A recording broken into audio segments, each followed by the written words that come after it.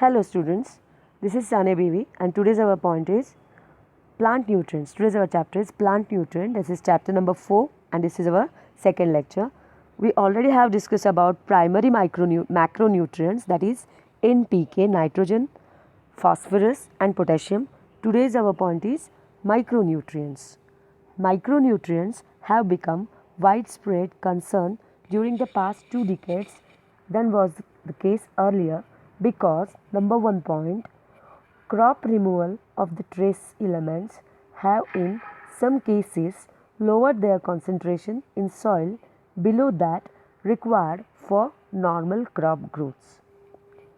Then second point is improved crop varieties and macronutrients fertilizers practices have greatly increased the level of crop production and thereby micronutrients removal. Point number 3, the trend towards high analysis fertilizers has tended to eliminate the use of impure salts which formerly contain some micronutrients.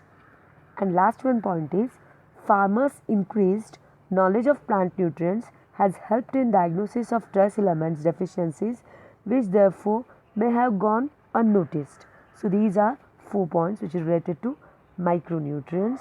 So one common characteristic of all micronutrients is that they are required in very small amount. That's why it is micronutrients, or that nutrients which is required in micro quantity or small amounts are micronutrients. Similarly, they are harmful when present in the soil in large quantity because these are micronutrients and which is required, or the requirement of that micronutrients are in micro quantity or small quantity. That's why they are very harmful when they present in the soil in very large quantities. This range of concentration in which plant will grow satisfactorily is too narrow. Okay, so this is our micronutrients. So our next point is nutrient absorption by plants. Okay, so the plant takes nutrients mostly from the soil. Soil contains number of nutrients which are present in that soil, so that plant take nutrients from the soil with the help of plant roots. And the nutrients present in the soil are dissolved by soil moisture.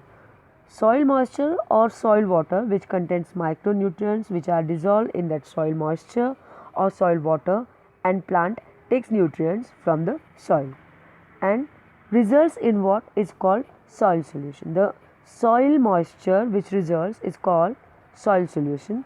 The soil solution enters the root and the nutrients also gain entry into the plants through the roots. So soil contains micronutrients which are present in that soil are dissolved in that soil moisture. That soil moisture is nothing but the soil solution. So the soil solution enters the root with that micronutrients and the nutrients also gain entry into the plants. Besides the soil solution being the source of plant nutrients, some nutrients enter the plant roots as exchangeable from the surface of clay and humus by the process of contact exchange. So that process is also known as contact exchange process. These are readily decomposable minerals which help in the nutrients of plants. So these are decomposable minerals which help in the nutrients. These are also acts as a nutrients of plants. So some nutrients also enter through leaves. Okay, some enters through soil moisture through their roots, and some nutrients also enter through leaves by way of stomata. There are stomata or openings which are present in the leaves. So some nutrients also enters through that leaves by stomata. Example, most of the carbon dioxide and some water enter the plants in this manner. So water is also enters through the stomata or the openings which are present in the leaf surface. Thus, it is clear that there are 4 devices for obtaining plant nutrients. Okay, so there are 4 devices for obtaining plant nutrients. These are as follows. As we see, there are 4 devices. Number 1, from the soil solution. Okay, so plant gains that nutrients through first one, the soil solution, that nutrients absorbed by soil solution or that nutrient dissolved in that soil solution, and so plants gain that nutrients through soil solution. Then from exchangeable basis, from exchange process. Then third one is from the readily decomposable minerals. Third way is readily decomposable minerals, and fourth one is through the leaves by way of stomata. As we have seen, through the leaves, plant gets nutrients, different nutrients, and water also enters the plants in this manner or by the way of stomata. The most of the nutrients enter the plant roots in the form of ion cations, okay, and anions, sometimes in the form of cations and sometimes in the form of anions.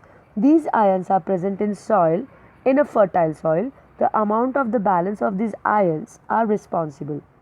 So these nutrients must be absorbed from the soil for the growth of plants, okay, and ion absorption occurs well in a fertile or well aerated and moist soil, because soil contains moisture, and that moisture is nothing but the soil solution, which in that soil solution nutrients dissolve in that soil solution and plant gets that nutrients, okay. So this is our point, that is nutrient absorption by plants by 4 devices, okay. So our next point is theories of nutrient uptake. So what is the theories of nutrients uptake? The mechanism by which plants absorbs nutrients from the soil is controversible. So that mechanism is controversible. There are 2 theories which are based on the phenomenon of ion exchange. So ion exchange means exchange of ions for another ion, means exchange of one ion to another. Both theories, namely soil solution theory and contact exchange theory, based upon the absorption of nutrients. There are 2 theories. First one is soil solution theory, second one is contact theory. These 2 theories are based upon the absorption of nutrients from the soil by means of the roots, or the way from or from the by the roots. And third theory, that is carrier theory, which is different, okay. So we will discuss that, we will discuss the theories of nutrients uptake. First one is soil solution theory, second one is contact exchange theory, and third one is carrier theory. So what is soil solution theory? So exchange of ion takes place between the roots, and clay particles or capillary water, also called soil solution, forms carbonic acids. With respiration of carbon dioxide released by the roots, carbonic acids dissociates hydrogen ions or cations, which diffuses into clay particles, okay, where they displace these cations, absorbed to the clay surface, and where they may be absorbed in exchange for hydrogen ions or as ion pairs with bicarbonates. So this theory is soil solution theory. This is first theory, and this theory, namely soil solution theory, based upon the absorption of nutrients from the soil by its roots, okay. So our next theory is contact exchange theory. So what is contact exchange theory? It is, or it postulates, direct exchange of ions between root surface and clay colloid. It postulates direct exchange of ions between root surface and clay colloid without the participation of free electrolytes. It doesn't require free electrolytes, okay. So these ions are absorbed by the plants without being first dissolved in soil solution. So soil solution or soil moisture is not necessary for this theory. So it is without participation of free electrolytes, or free electrolytes is also not there. In this case, normally what is free electrolyte? That soil solution acts as a free electrolyte, because that soil solution contains dissolved nutrients, and in this contact exchange theory, that soil solution does not require.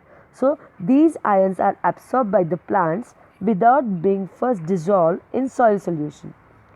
So this is explained as an ion overlapping of oscillation space of absorbed ions.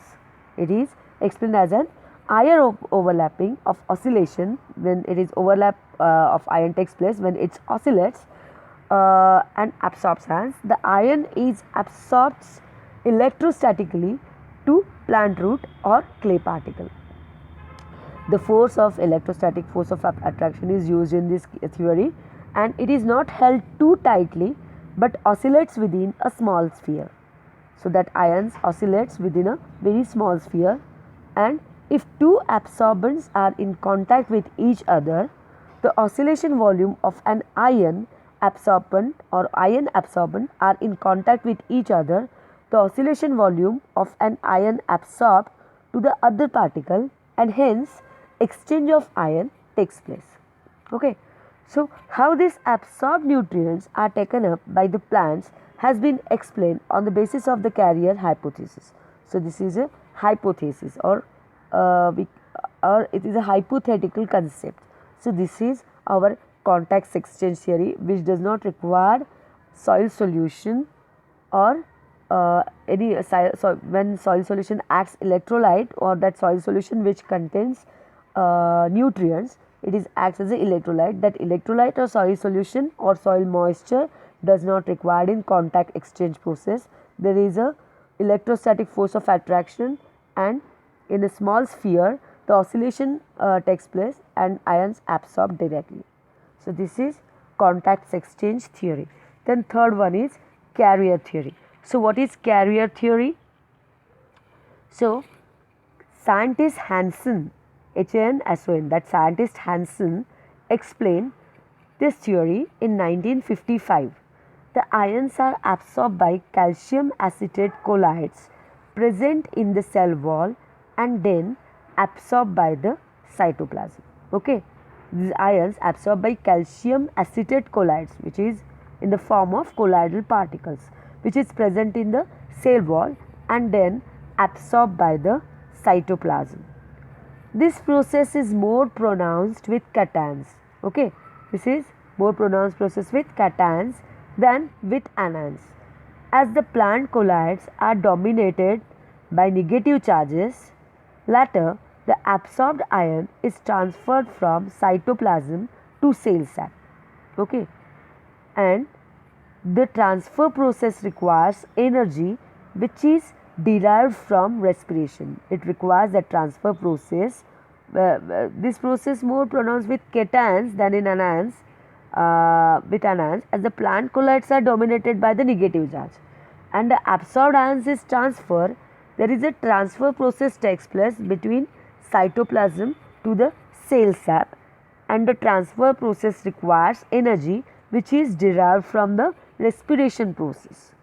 So this is further confirmed by the fact that when the root respiration is limited, due to low temperature, poor soil aeration or low sugar supply from the leaves. That's why the root respiration is limited because of three factors. First one is low temperature, poor soil aeration, and third one is low sugar supply from the leaves.